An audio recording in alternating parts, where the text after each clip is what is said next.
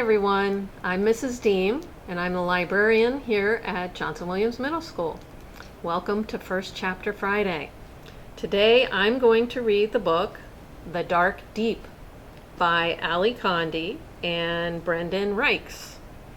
And this is a scary book, so I thought, being October, that I would read something a little bit scary. So I'm going to read a little bit of the book jacket, and then I'll read chapter 1. Everyone in Timbers knows Still Cove is off limits, with its creepy beast sightings and equally terrifying legends. But when a bullying incident sends 12-year-old Nico Holland over a cliff and into Still Cove's icy waters, friends Tyler and Emma, and even Opal Walsh, who usually runs with the popular kids, rush to the rescue and discover a mysterious island hiding in the murky, swirling mists below. Though the island appears uninhabited, the kids can't shake the feeling that something about it is definitely not right. Their suspicions grow when they stumble upon an abandoned houseboat filled with all sorts of curiosities, odd-looking weapons, unnerving portraits, maps to unknown places, and a glass jar containing something completely unidentifiable. And in the boat's lowest depths churns a dark, deep secret. So the dark deep. All right, chapter 1 is called Nico. The ground leapt up to smack Nico in the face. Air exploded from his lungs as he tumbled down a steep slope. The drone barely missed him, buzzing the grass before shooting out over a cliff choked by dark, swirling mists. Nearly killed by my own quadcopter. Jeez. Nico heard pounding feet. A wide-eyed Tyler Watson appeared at the top of the rise, sunglasses wedged into his old-school box haircut. A moment later, Emma Farrington appeared beside him with the remote in her hands. Sorry, Tyler gripped his head. I think the controller jammed or something. Nothing jammed, Emma snapped. You forgot how the switches work. Press down to go up, genius. Who makes controls like that? Tyler shot back. A moment later, the drone zoomed out of the fog, arcing high above the cloudy Pacific Northwest coastline. Nico grunted in relief, pushing chestnut-brown hair out of his eyes. Good flying, Emma. I owe you the ice cream of your choice. Emma nodded in full agreement. Rocky Road. Duh. See, everything's fine, Tyler heaved a sigh, and then held up a finger. Now the important thing is that Nico's drone is safe. So let's not waste time figuring out who almost killed who with what. Right, Nico rolled his eyes. Could have been anybody, really. Tyler was short and skinny with dark skin and an infectious smile. He peered down at Nico, who was sprawled only a body length short of a long drop over the same fog-shrouded cliff. Now that he knew his friend was okay, Tyler could barely contain his laughter. You all right there, Nico? That looked painful. Nico felt lucky to be in one piece. He liked to play things cool, but there was nothing cool about throwing yourself down a hill to avoid a streaking 30-pound drone. Not with his dad upriver at a forestry station and his brother away at college. 12 was considered old enough to take care of yourself in the Holland family, but not if you ended up in the hospital. I'm great, Nico spat grass from his teeth. But next time, try not to kill me with my own invention. Your invention? Tyler snorted as he stomped down to lend Nico a hand. You'd never have gotten it out of the box without us. His laughter escaped and Nico joined in. That's just how it was with Tyler. It was my fault too, Emma admitted as the boys walked uphill to join her. I was giving Ty flight directions. We were trying to recreate that scene in Rogue One where X-Wings attack the beach. Her blue eyes twinkled as she mimicked a dive-bombing action with her hands. Emma was always talking about movies, both her sci-fi favorites and the ones she meant to film someday. Nico usually found it entertaining when he wasn't in the line of fire. We got epic footage, Tyler said. Dude, your face as you ran for your life? Priceless. It's really great. Emma waved her phone. Want to watch yourself flip over in slow-mo? I'll pass. Nico blinked to clear his head. I'm seeing 3 phones right now. Emma's face fell, but Nico bumped her shoulder with his to show he was kidding. She glanced into the fog behind them and shivered. "Let's check the drone. Maybe we should fly it somewhere else." Tyler nodded quickly. "Any place away from this nightmare factory is fine with me." Nico understood. No one liked being this close to Still Cove. They jogged back across the grass to inspect the quadcopter. They'd biked to this remote field 5 miles northeast of Timbers, beyond even the old fort at Razor Point, because it was the flattest stretch along this area of Washington's shoreline, and the winds were milder than anywhere else. Plus, it bordered on no man's land, which meant they'd be alone. Nico glanced back at the mist. Every kid in Timbers had grown up on horror stories about Still Cove, a dead-end backwater ringed by cliffs and covered by perpetual fog. With sheer walls, jagged rocks, and odd currents, the inlet was considered too dangerous for boats. And then there were whispers about the beast. Those kept people away for sure. Tourists might chuckle about Skagit Sound's legendary sea monster, but the locals didn't. Too many boats had gone missing. Yet Nico had wanted calm skies to test his quadcopter. He'd spent 4 weeks and $600 building it. That was all his money in the world. He jumped as Emma put a hand on his shoulder.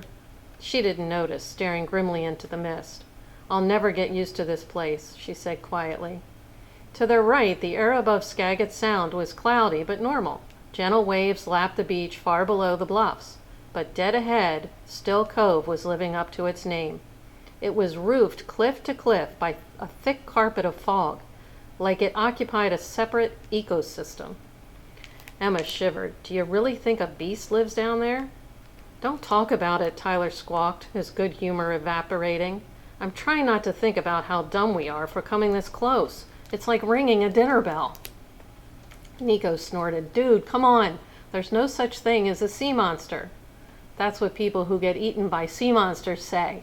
Tyler slapped down his shades. "Y'all ever heard what happened to the Mary Trawler, right?" "My sister said the boat drifted into the marina with bite marks a yard wide." Tyler's dad was the town's harbor master. His mom was the head of the Lighthouse Preservation Society, and his older sister, Gabrielle, worked on fishing charters during the summer. Overall, the Watsons knew more about the Sound than any other family in Timbers, but Tyler hated the ocean. "Your sister knows you'll believe anything she says," Nico teased, but he couldn't help peeking at the mist. "You really can't see through it." "Let's get the quad airborne again," he said, shaking off a chill. "I want to try some inversions, maybe test its range." "Stop using words you don't understand," Tyler sniped, and they both laughed. An owl fluttered up over the cliff, landing with a screech and staring death at the drone. Emma clasped her hands together as the bird ruffled its feathers. "Oh, he's mad." "Is that one of the owls that caused all the fuss?" Nico's grin died. He kicked a pebble. "I don't know, maybe." Emma winced. "Sorry, Nico, I forgot." A year ago, Nico's father had filed a complaint alleging that logging activities of the Nate's Timber Company, the town's biggest employer, were threatening the nesting grounds for a species of endangered spotted owls. The court agreed and declared thousands of acres off limits. The company's owner, Sylvan Nates, had chosen to lay off dozens of workers as a result. The firing hurt the entire town. Nico and his dad now got dirty looks everywhere they went. Warren Holland was impervious to the negativity, believing his job with the Park Service. Nico, however, felt every single glare. "Well, I think they're beautiful," Emma said as the owl flew away. "They should be protected."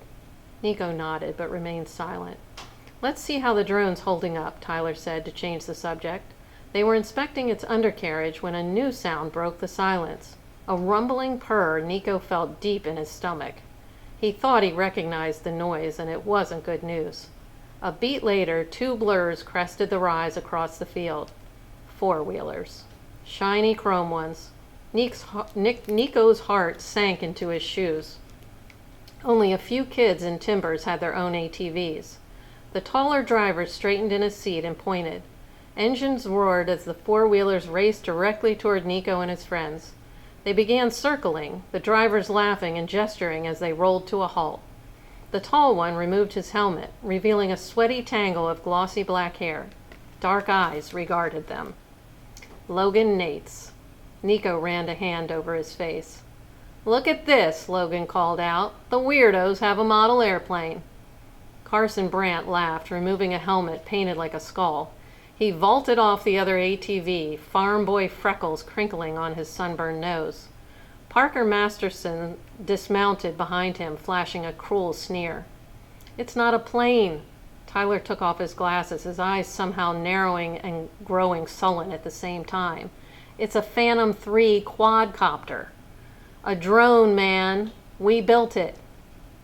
"Nobody cares," Carson fired back. Tyler's head dropped. Nico swallowed, scanning the newcomers for a friendly face. He found none. Although, to be fair, Opal Walsh didn't look like she wanted to be there. She dismounted behind Logan and crossed her arms. Her long black braid draped over one shoulder. Opal wore an expression of someone being forced to watch a show they didn't like. Their eyes met and something moved behind Opal's. A flicker of unease? Sympathy? Embarrassment? It vanished as quickly as it came. She glanced away, making it clear Nico shouldn't expect any help from her. "I shared my pudding cups with you in kindergarten, you dumb jerk." But Nico didn't have time to glare at his former friend. Logan was right in front of him. "Hey, Mr. Animal Planet," Logan said, drawing laughter from Carson and Parker. Opal scuffed her sneakers in the dirt.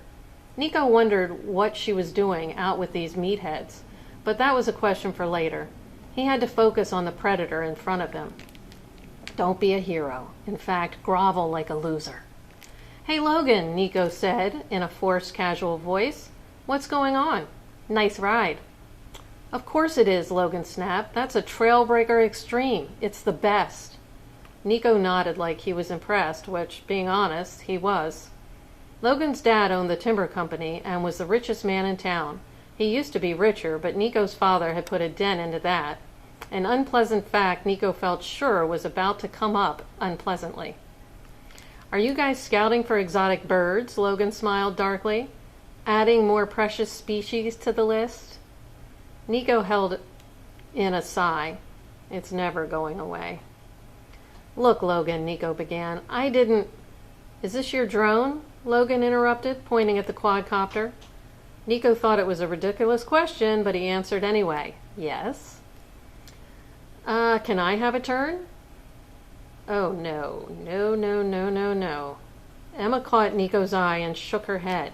Tyler's mouth twisted like he'd bitten into a lemon, but there was nothing Nico could do. "Sure, yeah. Just, you know." Logan rose slowly, holding Nico's eye. "Just what, Nicholas?" Nico swallowed. "Just be careful. The controls take a little getting used to." Logan flashed perfect white teeth.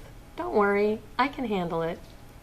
He removed his driving gloves and held out a hand. Reluctantly, Nico passed him the remote. Everyone watched as Logan launched the quadcopter straight up into the air. A genuine smile broke out on his face as he guided it around the field in a huge circle, steering it back to hover over their heads. "This is pretty cool, Nico." Nico released a pent-up breath. Maybe Logan honestly just wanted to fly the drone. "I'm curious, though," Logan said, rolling his shoulders.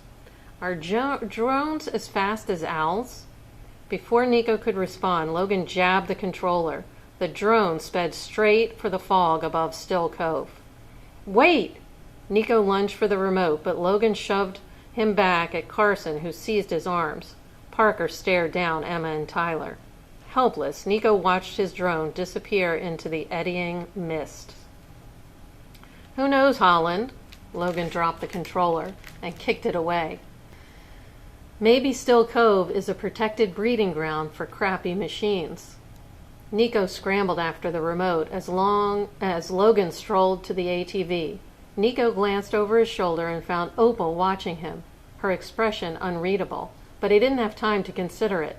He scooped up the controller and frantically tried to maneuver his drone back into the sky. Laughter echoed as the riders mounted, fired their engines, and rode off. Nico desperately worked the switches, but minutes passed and nothing appeared.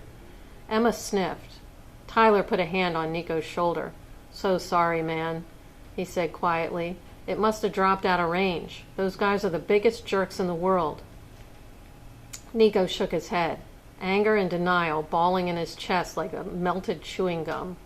No, it's a phantom. They float. It'll come back up once I reconnect. But repeated jabs on the remote had no effect. Emma wiped her eyes.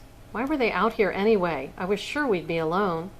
They ride those stupid things everywhere, Tyler muttered. Logan loves looking like a tough guy. Nico refused to admit defeat. He rose and stomped toward the fog-covered cliff. The problem is distance. I need to get closer. Then I'll catch the signal and everything will be fine. Dude! Tyler's hand rose in a gesture of hopelessness. That's still Cove down there. We can't even see the water. It's gone, man. There's no way. I don't have to go all the way, just far enough to link with the Phantom. Nico began pacing the edge. The cliffs appeared sheer without any easy places to descend. But 20 yards ahead, Nico spotted a steeply angled ledge knifing into the fog. Here! I can crawl along this until I'm low enough to link up again. Tyler threw his hands skyward. Nico, stop! I can't even see where that goes. He's right, Emma said in a shaky voice. That's not safe, Nico. Don't do it. But Nico was already inching onto the ledge. It's fine, guys. Really. I'll go extra slow. I'm not crazy. Then stop acting crazy. Tyler actually stomped his foot. You don't know how far that ledge goes. You can't pilot the quad through the fog anyway. Get back here before you kill yourself. Ignoring Tyler, Nico shoved the remote into his hoodie pocket. He'd invested everything in that quadcopter. He wasn't going to let Logan Nates take it from him. No way. Tyler, it's fine. The footing is good. If I take it one step... Pebbles crunched, followed by the shriek of rubber sliding on stone. Nico's feet shot out from under him. He staggered sideways, arms pinwheeling. With a wide-eyed gasp, he looked back to his friends. Then Nico fell, disappearing into the mist. He didn't even have time to scream. And that is the end of Chapter 1 of The Dark Deep. If you enjoyed that and you'd like to read more of the story and find out what happens to Nico and his friends, you can get this book out of the Johnson Williams Library.